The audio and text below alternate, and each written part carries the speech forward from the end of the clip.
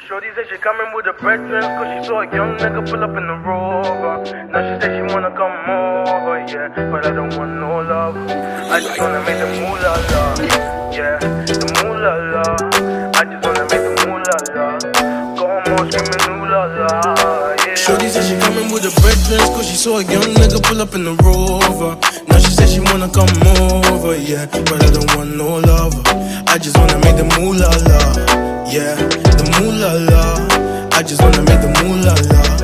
Got 'em all screaming ooh la la, yeah. Oke, bismillahirrahmanirrahim. Assalamualaikum warahmatullahi wabarakatuh. Waalaikumsalam warahmatullahi wabarakatuh. Alhamdulillahirrabbilalamin. Rabbi nasta'in wala umuri dunya wadid. Wala alihi wasahbihi ajma'in amma ba'du. Sebelumnya, perkenalkan nama saya Nandantari Fitriati dan juga ada beberapa teman saya yaitu Ranti Riani, Karisma Dewi Pudianti, Mutiara Rahayu dan juga Trisha. Di sini kami akan mempresentasikan hasil kerja kelompok kami tentang pemberdayaan masyarakat dan sumber daya lokal di Sekretariat Kelompok Tani Karya Bintana Kota Sukabumi.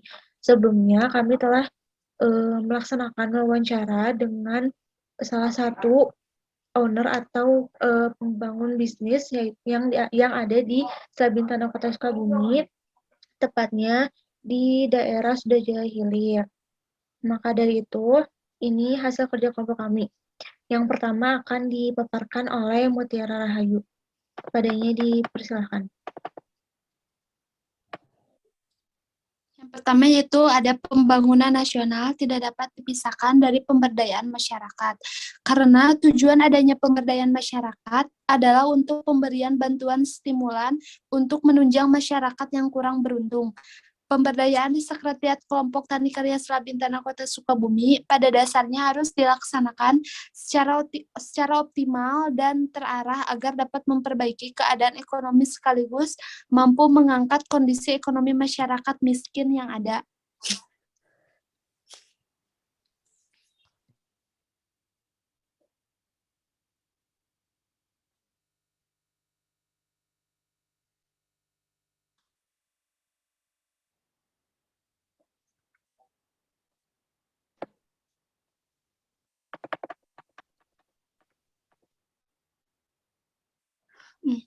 Terus, bagaimana potensi kebudayaan, sumber daya kearifan lokal, model spiritual pengrajin di Sekretariat Kelompok Tani Karya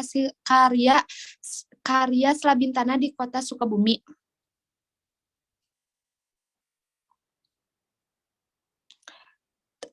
Pemberdayaan masyarakat. Pemberdayaan masyarakat adalah upaya untuk menghapuskan kemiskinan, pengangguran, dan membuka peluang usaha untuk masyarakat sekitar, yaitu dengan cara melakukan inovasi mandiri melalui UMKM. Kelompok Tani Karya Bintana yang menghasilkan tanaman hias Dracaena sanderiana atau yang bisa disebut dengan bambu hoki merupakan salah satu pemberdayaan masyarakat yang berhasil membawa UMKM Kota Sukabumi ke kancah internasional, yaitu melalui ekspor ke negara luar.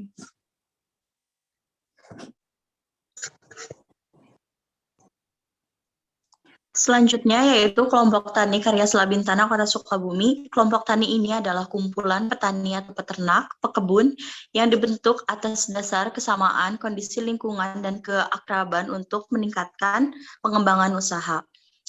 Kelompok tani sebagai pelaku utama menjadi salah satu kelembagaan pertanian yang berperan penting dan menjadi ujung tombak dalam pembangunan pertanian.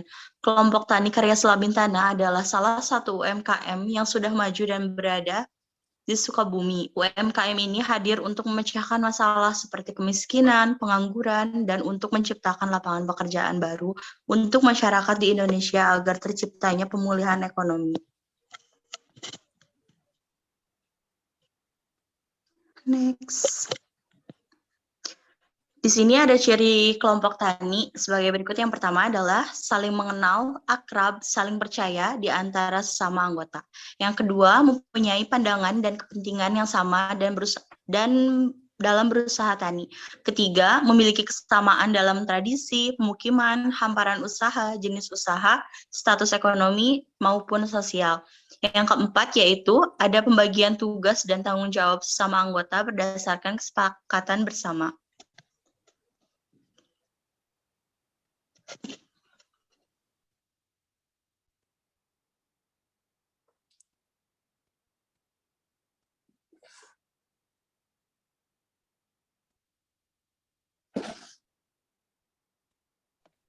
Trisha, boleh?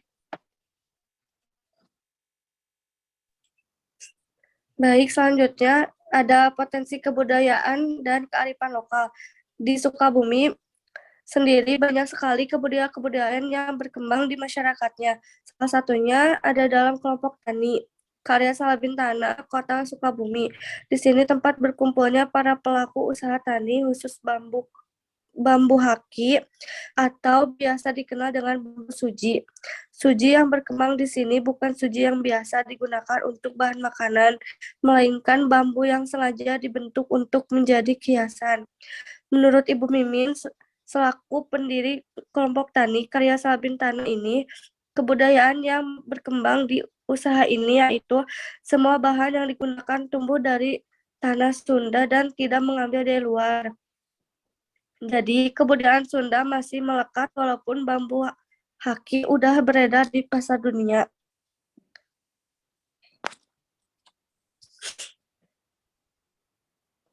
Selanjutnya, di samping adalah contoh permanfaatan bambu suji yang dibuat oleh kelompok tani karya Salabintana yang banyak dijual hingga diekspor ke negara luar.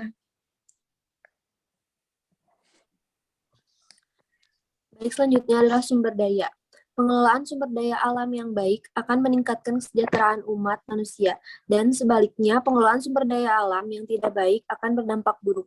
Oleh karena itu, persoalan mendasar sehubungan dengan pengelolaan sumber daya alam adalah bagaimana mengelola sumber daya alam tersebut agar menghasilkan manfaat yang sebesar-besarnya bagi manusia dengan tidak mengorbankan kelestarian sumber daya alam itu sendiri.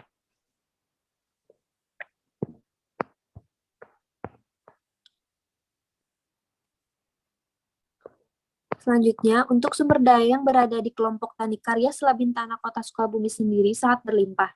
Petani di sini menanam sendiri suji atau bambu hoki yang ada di sekitaran pelataran rumah dan di kebun yang mereka urus sendiri. Menurut Ibu Mimin, untuk pengrajinnya sendiri ada sekitar 20 orang dan berasal dari warga sekitar.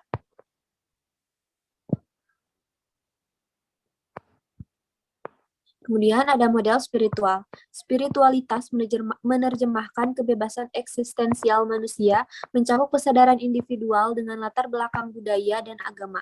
Spiritualitas juga menyangkut hal transenden yang mengacu pada keadaan mengatasi ruang dan waktu.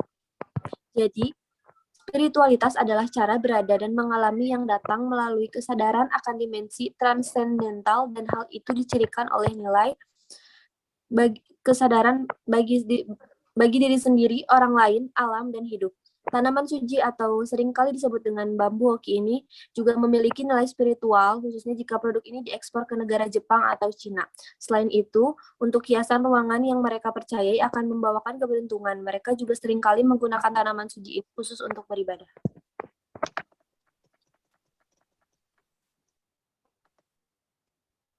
Mungkin untuk kesimpulannya, berdasarkan hasil penelitian tersebut dapat ditarik kesimpulan yaitu sebagai berikut. Inovasi lapak UMKM secara efektif berhasil meningkatkan pemberdayaan masyarakat. Inovasi lapak UMKM ini berhasil meningkatkan kemandirian usaha dan meningkatkan omset UMKM, khususnya di lingkungan Kota Sukabumi sendiri. Inovasi lapak UMKM ini berhasil memulihkan perekonomian berbasis ekonomi lokal. Masih banyak kekurangan dalam pelaksanaan inovasi lapak UMKM, khususnya dalam bidang promosi dan regulasi pengelolaan.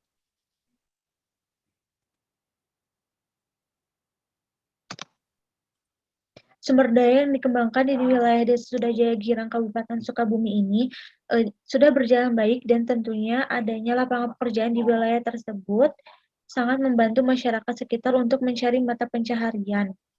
Dan adanya inovasi lapak UMKM menjadi salah satu terobosan dari pemerintah Kota Sukabumi untuk mempercepat pemulihan ekonomi akibat pandemi COVID-19.